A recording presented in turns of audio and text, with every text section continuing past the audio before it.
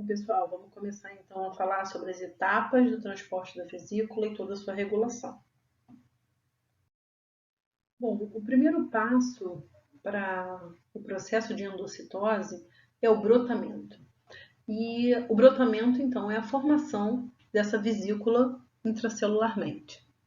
Para a formação dessa vesícula, eu vou ter os processos de fagocitose e macropinocitose, que a gente vai comentar sobre eles posteriormente. Nós vamos falar agora só sobre os processos de pinocitose.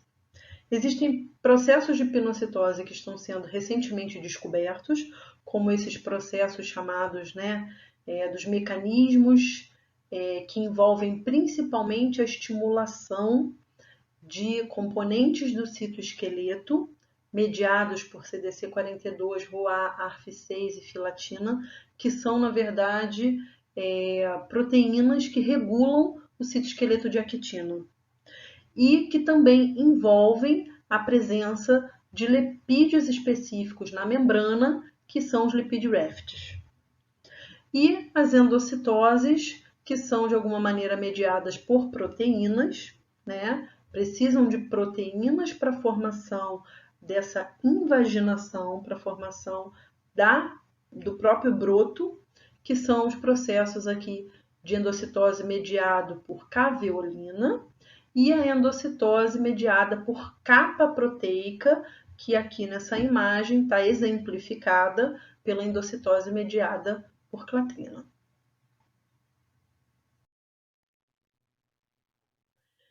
As vesículas, então, que não exigem uma capa proteica para sua formação, elas são vesículas que têm menor resistência, né? E essas vesículas independentes, elas acontecem mais facilmente em alguns locais da célula, como por exemplo nas organelas, né?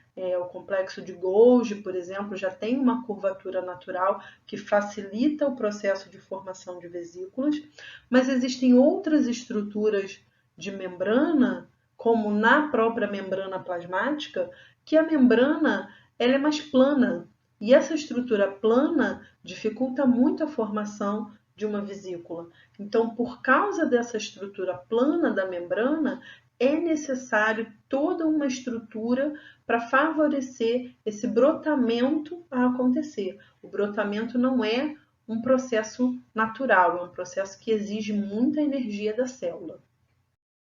Então, nos processos mediados por proteína, o primeiro que a gente vai falar são as cavéolas, que são proteínas que se inserem na membrana plasmática, e essa inserção da proteína na membrana plasmática, ela vai interagindo uma com a outra, formando o que a gente chama de uma oligomerização, quando várias proteínas elas se juntam para formar uma estrutura, e por causa dessa oligomerização, ela vai fazendo uma curvatura na membrana. Então, com essa curvatura, a membrana ela vai invaginando, ela vai adentrando, né, formando uma espécie de fossa, e nessa invaginação, todas as moléculas, todas as estruturas, todas as partículas que estiverem na parte superior, quando a invaginação acontecer, vão ficar dentro, então, da vesícula. Portanto, a gente não consegue regular aquilo que está sendo internalizado. Eu consigo regular a formação da vesícula, mas eu não consigo regular aquilo que está sendo internalizado.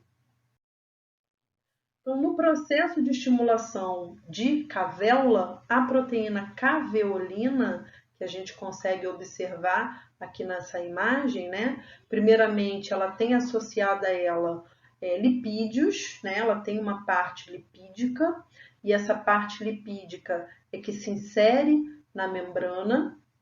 Ela se liga diretamente a colesterol, aqui em vermelho vocês estão vendo colesterol, e existe um sítio dela que interage com o colesterol, portanto, essa estrutura de caveolina, né, ela vai ser formada em locais onde tenha predominantemente lipid rafts, que são locais onde você tem uma abundância muito grande de colesterol.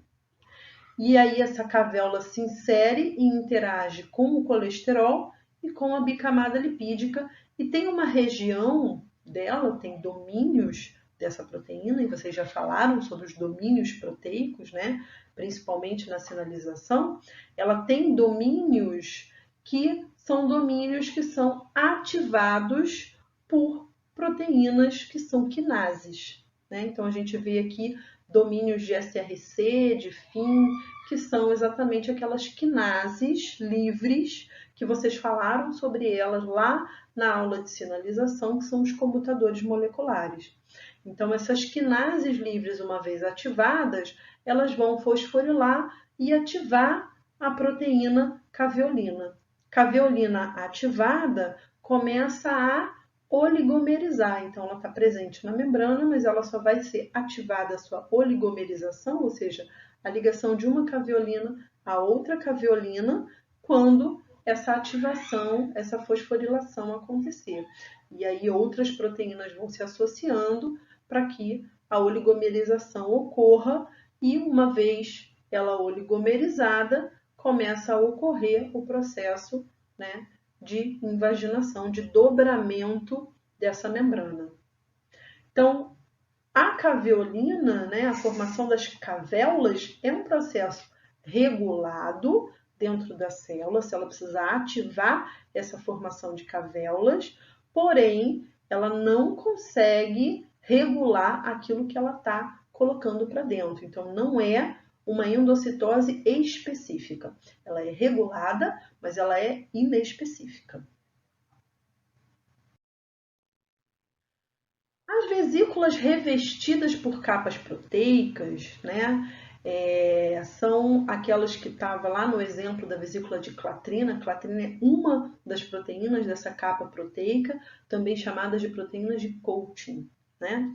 Então, elas vão ser um processo muito mais regulado e muito específico. Então, para a formação dessas vesículas revestidas, eu tenho 5 etapas. A primeira etapa é a seleção de carga. A segunda etapa, a junção de adaptadores. Depois vem a formação do revestimento proteico, o destacamento da vesícula e a desmontagem do revestimento. Então, vamos passo a passo. Primeiramente, que eu tenho, né, representado uma membrana de um compartimento doador.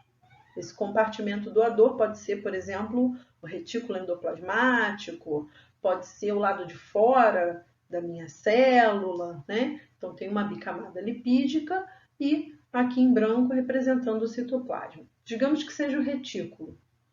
Tem aqui uma série de proteínas receptoras. Então, essas proteínas estão na membrana. Quando o receptor reconhece, então, a molécula que ele precisa transportar, e a molécula a ser transportada a gente vai chamar de carga. Receptor reconhece a sua carga e se liga na carga. Esse receptor e essa carga vão, então, se ligar a proteínas adaptadoras, e essas proteínas adaptadoras vão se ligar nas proteínas de revestimento, também chamadas de proteínas de coating. Então, essas proteínas de revestimento, elas começam a se juntar umas às outras, causando o dobramento da bicamada lipídica e a formação, então, do que a gente chama do broto. O brotamento começa a acontecer pela junção de várias dessas proteínas receptoras com a sua carga, com várias moléculas adaptadoras e as suas proteínas de coating associadas. E aí elas vão interagindo umas com as outras até que se fecha uma vesícula. A vesícula, uma vez fechada, ela precisa de também uma proteína para ajudar a fazer o processo de destacamento. Então, esse destacamento, uma vez acontecendo, eu tenho aqui uma vesícula com a sua carga, mas ainda completamente revestida por essas proteínas. Então, agora que essa vesícula se destacou, é necessário desfazer o revestimento e liberar as proteínas de revestimento para se associarem a uma nova vesícula e começar o processo todo novamente. E aí essa vesícula livre pode ser destinada finalmente. Então, todo o processo que eu estou falando aqui é só da etapa de brotamento dessa vesícula, que é revestida por uma proteína especial.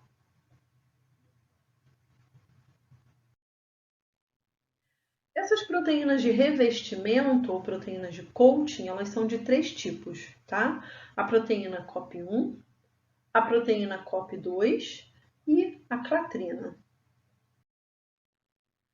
Aqui nós conseguimos observar, né, como é que essas proteínas de coating, elas interagem umas com as outras, formando uma espécie de jaula aonde vai ficar por fora, né, dessa membrana e formar então esse broto e formar então essa vesícula por causa dessa estruturação que elas vão fazendo proteína com proteína. Então observem que tanto o COP1 quanto o COP2 quanto a clatrina fazem estruturas semelhantes, né?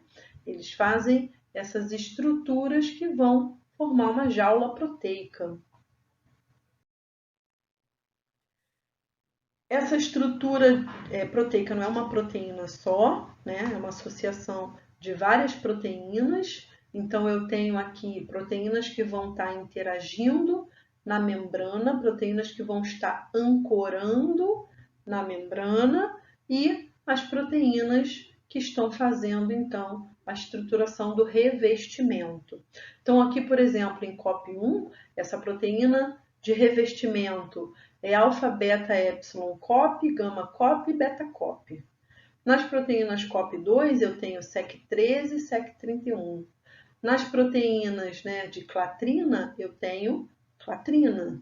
E elas se associam então às proteínas adaptadoras e essas proteínas adaptadoras ancoram na membrana através de outras proteínas, como no caso aqui citado, ó, ARF, para clatrina, SAR1 para COP2 e ARF também para COP1. Para cada rota de transporte vesicular, eu tenho uma proteína de brotamento diferente responsável por aquela rota. Então, aqui nós conseguimos observar que nas rotas de transporte de saída da célula, né, começando aqui do retículo, as vias de secreção celular, nós temos a participação aqui dessa proteína de revestimento em vermelho, que é COP2. Então, COP2 vai estar relacionada a formar a vesícula do retículo para o Golgi e do Golgi para a saída da célula, da secreção celular. Já nos processos de entrada na célula, eu vou ter a participação do revestimento da proteína clatrina. Então, a clatrina está formando aqui, né, no processo de endocitose, ela está formando aqui uma vesícula que está, então, entrando para a formação dos endossomos, que eu já tinha comentado com vocês, e deles até, por exemplo, de volta ao complexo golgiense. Internamente, eu também tenho vias que a gente chama de vias de recuperação. Então, aqui, no início da formação do retículo, que vai formar o Golgi, a proteína COP2 faz a vesícula, e essas vesículas vão se fundindo e fazem aqui o primeiro compartimento do complexo golgiense. Algumas proteínas não deveriam ter vindo do retículo para o complexo golgiense e precisam voltar. Como é que essas proteínas voltam? Elas voltam se associando a COP1, que leva elas de volta, ou seja, é um retorno para o retículo. A mesma coisa acontece de uma cisterna para outra do retículo, retornando para as cisternas anteriores. Então, a proteína COP1, ela está principalmente associada a uma via de retorno de proteínas para o seu local original. Nós conseguimos ver aqui, então, né, através de uma microscopia eletrônica, como é que é a formação dessa estrutura, né, por exemplo, da clatrina, que as proteínas se associam, formando um trímero chamado de triskelion, e esse triskelion vai se associando um com o outro até formar essas fossas, essas invaginações, que continuam se associando até formar, então, essa estrutura que eles chamam de jaula. Também aqui, através de uma microscopia eletrônica, a gente consegue observar essa estrutura muito bem definida, né, dessa jaula formada pela associação do triskelion. E nesse vídeo a gente vai observar exatamente, né, uma dinâmica, primeiro, de uma montagem de microscopia eletrônica, desse processo acontecendo, e depois eles colocam isso numa animação, para a gente poder visualizar melhor a formação dessa jaula proteica. Então aqui seria a jaula de clatrina, mas é um mecanismo muito semelhante, é válido para os outros. Inicialmente a gente está vendo, né, o processo de brotamento acontecendo. E aí vocês verificam, né, do lado de dentro da vesícula seria a carga e do lado de fora seria exatamente essas proteínas do coating, né? Seria a clatrina aqui para o lado de fora. Isso aqui foi uma sequência de várias microscopias eletrônicas que eles conseguiram fazer essa montagem, essa dinâmica. E aqui a gente consegue perceber nitidamente, né, a carga que fica para o lado de dentro, associada aos receptores, a proteína adaptadora, que é a adaptina, e a proteína de revestimento, que é a clatrina. Nessa estrutura do triskelion, que vai então se associar um com o outro para dar origem então àquela jaula proteica. Conforme ele vai então invaginando a membrana vai seguindo essa estrutura até formar a vesícula. Aqui ele está mostrando para vocês só a associação da proteína, para vocês perceberem como é que ela vai formando essa estrutura repetida, né?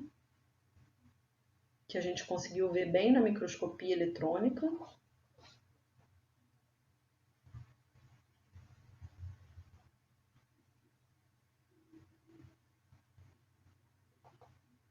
A jaula perfeitamente formada, né?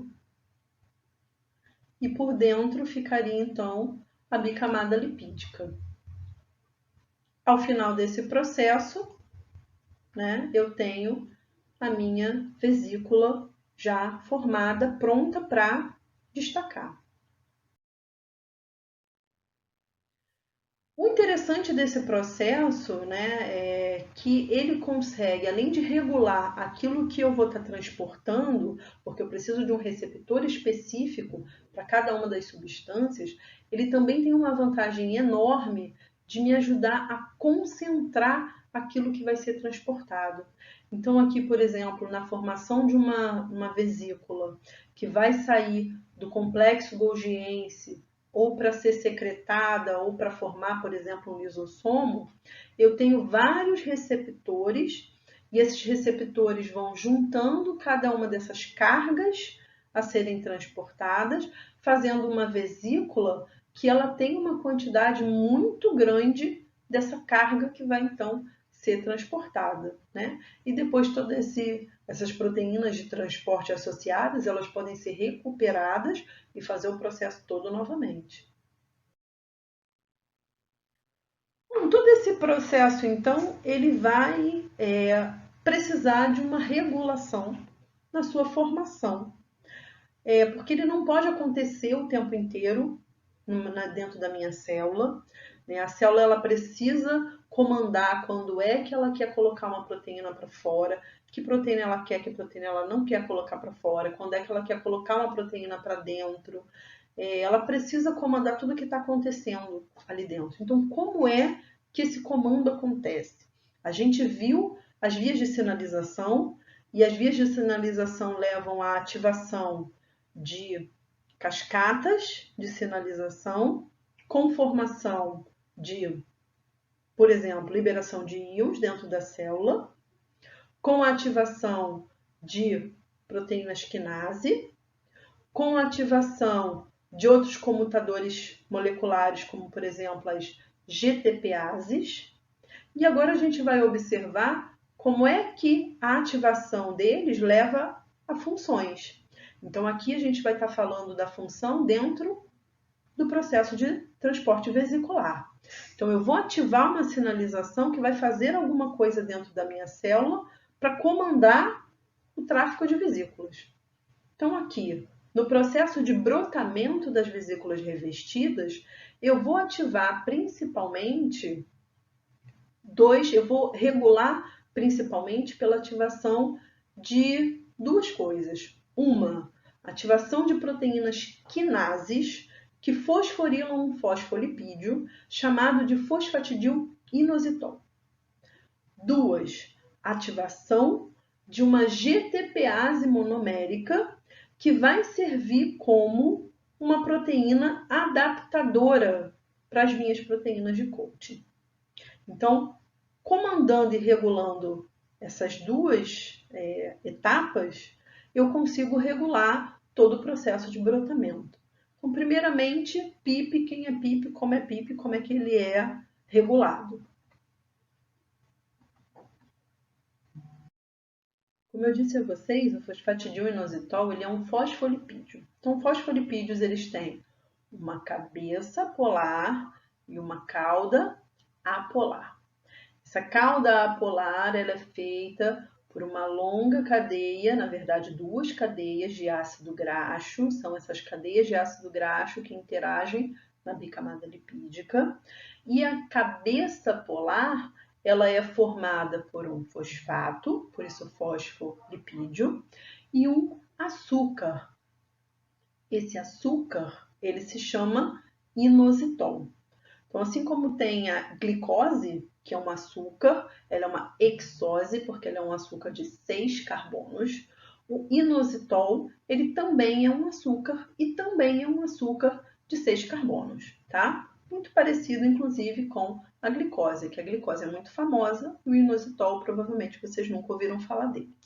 Mas a gente consegue ver esquematizado aqui, né, nessa estrutura da cabeça, cada um dos 6 carbonos do inositol. E exatamente essa estruturazinha do açúcar que ela vai ser fundamental aqui para a regulação que a gente vai falar do fosfatidil-inositol. Então, ele é um lipídio que ele não é muito abundante, ele compreende menos de 10% da membrana plasmática, e embora ele não seja muito abundante, ele é essencial, porque toda a regulamentação, toda a regulação de sinalização vai ser feita ali através, né, da fosforilação desse inositol.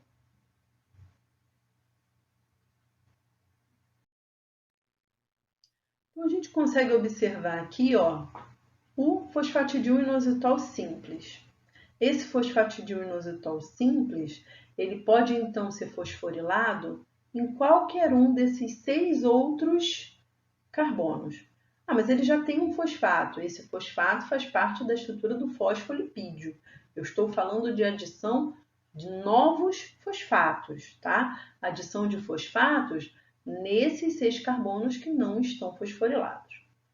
Se eu adicionar um fosfato ligado no carbono 1, ele vai ser um fosfatidil-inositol fosfato, com um inositol no carbono 1. Então, a gente chama ele de PIP1.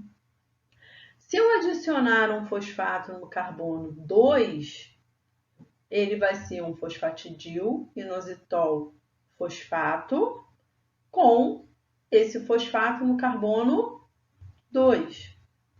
Aqui no exemplo, a gente consegue ver um fosfatidil-inositol com adição de dois fosfatos, um no carbono 3 e um no carbono 4. Então, esse PI, fosfatidil-inositol, P2 de 2 fosfatos, ele tem esses dois fosfatos no carbono 3 e no carbono 4. Então, esses fosfatos adicionados no carbono 3 e no carbono 4 fazem o PIP2, 3, 4. Bom, e qual é a importância dessa adição de vários fosfatos nesse fosfolipídio? Exatamente o fato de que esse fosfolipídio ele é reconhecido por diferentes proteínas. Então, aqui em verde escuro e verde claro, a gente observa o exemplo de duas diferentes proteínas. Essa proteína verde escuro, ela consegue interagir com PIP3. Então, eu tenho PIP3, porque ele está fosforilado no carbono 3. Já essa outra proteína aqui, ela vai interagir com o PIP4, 5, porque ela está fosforilada aqui no carbono 4 e no carbono 5. Então, PIP3 não é capaz de interagir com a proteína que é verde clara, assim como o PI4, 5 não é capaz de interagir com a proteína verde escura. E com isso, diferentes proteínas interagem, diferentes funções vão acontecer. Essa proteína aqui, no nosso caso, do nosso exemplo do sistema de vesículas, elas são proteínas adaptadoras. Elas vão se ligar a quem? As proteínas de Coulton. Então, diferentes tipos de proteína de Coulton vão conseguir se ligar a essas estruturas. Então, com essa estrutura vai interagir um tipo específico de proteína de Coulton e com essa estrutura vai interagir um outro tipo específico de proteína de Coulton. Bom, esse PIP, então, na membrana, ele vai sendo modificado através da ação de enzimas, como eu disse a vocês, de enzimas quinases. Fosfatases são enzimas que retiram fosfato e quinases são enzimas que adicionam fosfato. Então, toda vez que eu tenho a ação de uma quinase, eu consigo transformar um PIP, por exemplo, 3, num PIP 3,5 ou um PIP 3 num PIP 3,4. Depende de qual quinase eu tenho. Se essa quinase fosforila no carbono 5, eu faço um PIP 3,5. Se essa quinase fosforila no carbono 4, eu tenho um PIP 3,4. E dependendo então de qual PIP eu tenho, eu vou ter uma proteína diferente interagindo com ele e levando a sua função, certo? Então, dessa forma, a célula consegue regular e interagir proteínas diferentes através da fosforilação desse fosfolipídio de membrana. O que acontece agora com esse fosfolipídio que está aqui fosforilado, nesse caso aqui, o PI45, né? Eu vou interagir uma proteína adaptadora que antes estava numa conformação que não conseguia interagir com os receptores de carga. Quando essa proteína adaptadora agora encontra o PIP fosforilado, ela é capaz de interagir e ela muda a sua estrutura. De uma estrutura que antes não interagia com os receptores, para uma estrutura que agora consegue interagir e se ligar aos receptores. E aí ela muda a sua estrutura. Mudando a sua estrutura, ela agora junta os receptores que são capazes de se ligar à carga, que antes não eram. Então, uma ativação de uma sinalização nessa célula, que levou à fosforilação de PIP, fez com que a proteína adaptadora se ligasse a PIP, juntando receptores de carga, que agora podem interagir com a sua carga e formar uma vesícula para transporte. Então, isso aqui é um exemplo de como é que eu posso ativar o sistema de transporte vesicular através, né, da fosforilação de um lipídio de membrana, através da fosforilação de PIP. Em diferentes locais da minha célula, eu tenho uma fosforilação diferente de PIP. Então, por exemplo, no processo de fagocitose, nos processos de endocitose, é muito comum a gente começar com o PIP 4,5, que é fosforilado, então, no carbono 3, virando o PIP 3, 4 e 5, e depois, pela ação de fosfatases, ele perde esse fosfato e ele fica só sendo PIP3. Esse PIP3, então, ele forma um endossomo que vai, então, depois ser fosforilado novamente para poder virar PIP3,5. Como o PIP3,5, ele segue na via para outras rotas. Então, através da modificação da fosforilação de PIP, eu vou modificando a rota que essa vesícula vai seguir dentro da célula. E em cada local específico, eu tenho ou uma quinase ou uma fosfatase presente naquela organela, porque normalmente essas quinases e fosfatases vão estar ali próximo àquela organela ou associadas à membrana daquela organela para fazer aquela ação localizada. Bom, e as GTPases? Como é que as GTPases atuam no transporte de vesícula? Vamos lembrar quem são as GTPases que foram faladas lá na aula de sinalização, tá? Essas GTPases são GTPases monoméricas. O que quer dizer monomérica? É formada por um único polipeptídeo. Essa proteína GTPase significa que ela usa GTP para sua função. Quando ela está num estado ligado a GDP, com só 2 fosfatos, ela está num estado inativo. Ela precisa fazer a troca desse GDP por um GTP com 3 fosfatos para estar num estado ativo. Nesse estado ativo, o que essa proteína faz? Ela vai ativar uma proteína efetora que vai então fazer a sua função. Então, quem é essa proteína efetora, o que ela faz, vai depender de que tipo de GTPase eu tenho. As GTPases, na verdade, elas são uma família enorme de proteínas envolvidas em diferentes processos celulares, e aqui a gente está falando só de algumas dessas funções dessas proteínas, tá? Então, essa GTPase, para passar de um estado inativo para um estado ativo, ela precisa do funcionamento de outras proteínas que vão ser ativadas numa cascata. Então, a primeira proteína que vai então ativar uma GTPase é uma proteína chamada de GEF, GTPase, né?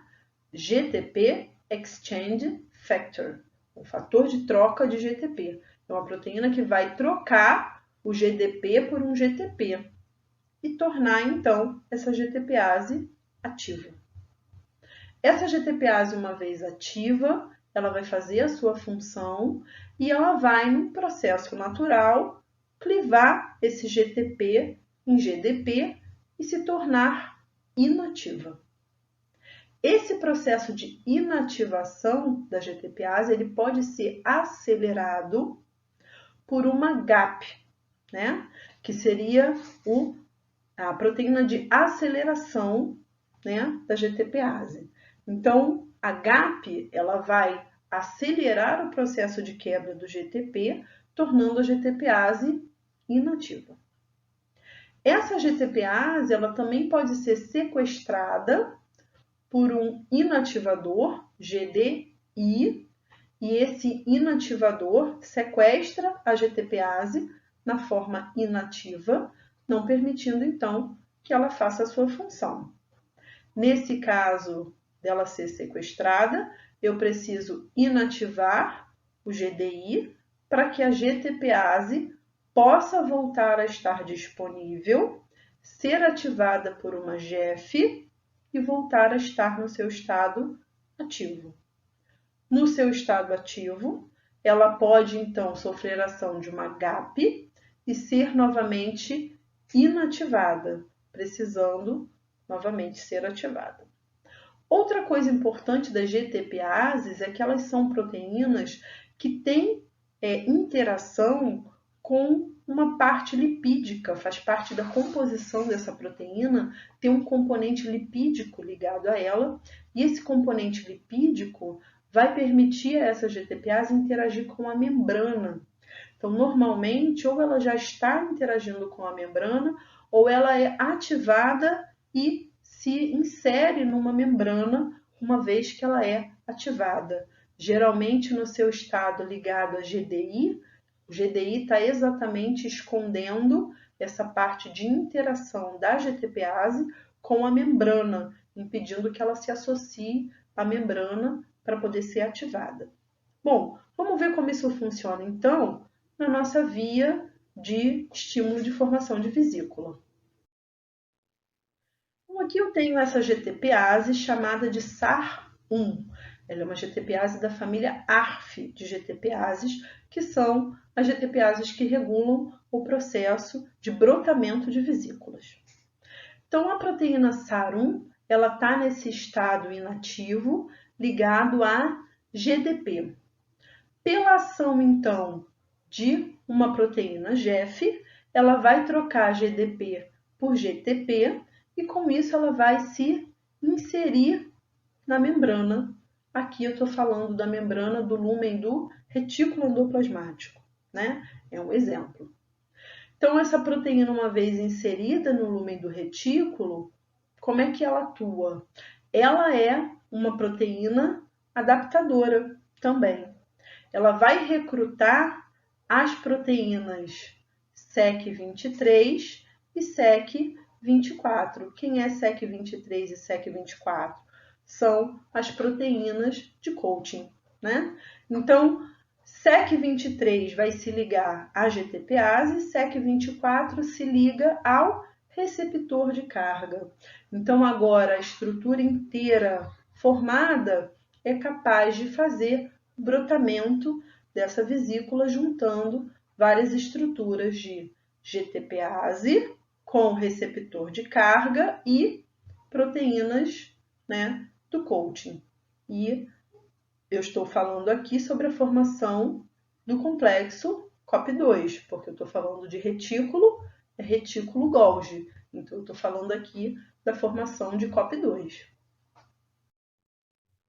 E aí a gente observa que nessa formação de COP2, né, quando vários revestimentos COP2 estão ligados, eu vou concentrar essa carga da vesícula, que foi formada, então, a partir desse estímulo da proteína SAR1, da GTPase, que se inseriu na membrana e pôde, então, permitir a formação desse revestimento. Aqui nós estamos observando a formação da jaula proteica, né, que deu origem, então, ao brotamento da vesícula. Todas essas proteínas de revestimento, elas têm interação com uma proteína GTPase. Então, a gente falou de COP2, que está interagindo com SAR1, mas também em COP1 e em clatrina, nós temos a interação com ARF1, que faz um mecanismo de regulação bastante semelhante ao SAR1 que a gente citou. Bom, já regulamos o brotamento através do PIP, da GTPase, e agora vamos para a próxima etapa, que é a etapa então de destacamento.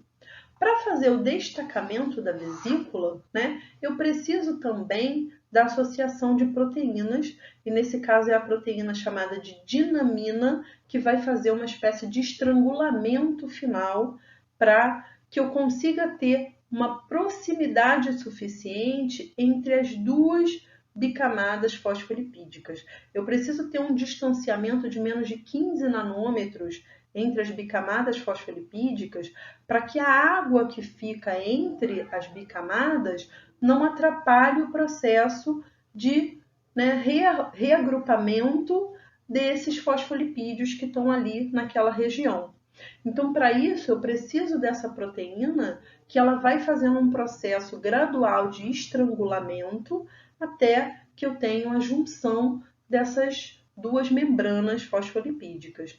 Então, a proteína dinamina é quem vai fazendo essa hélice, se juntando, se associando, também fazendo hidrólise de GTP, então ela também é uma GTPase, né?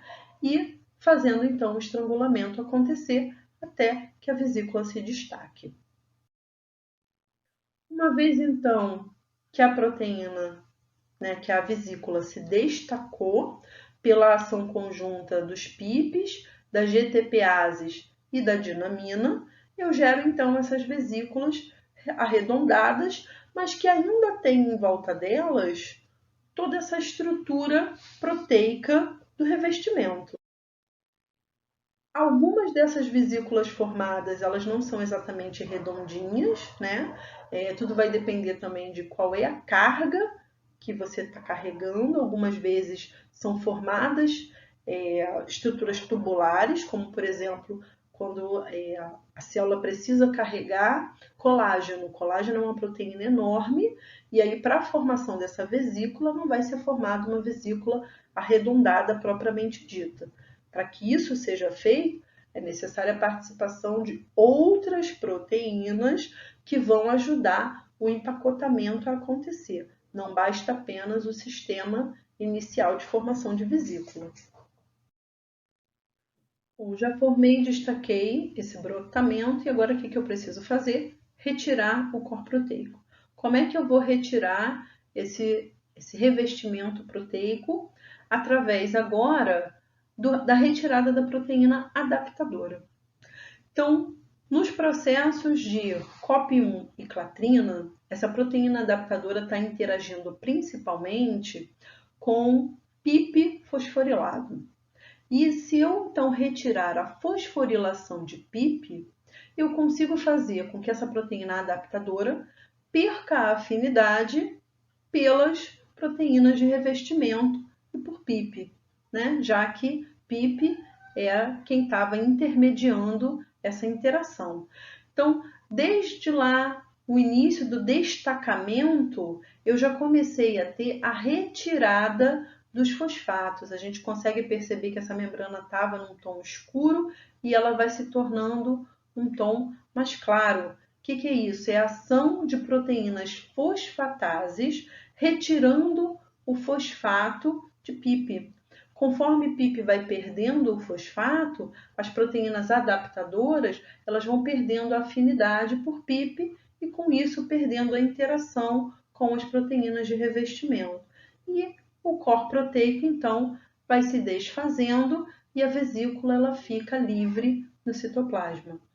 Para COP2 funciona um pouquinho diferente. COP2 ela vai ser liberada diretamente no seu destino final, porque COP2 ele vai precisar da ação de proteínas que vão atuar nas GTPases, de GAPs, para poder desfazer aquela interação inicial, já que COP2 não é mediado por PIP.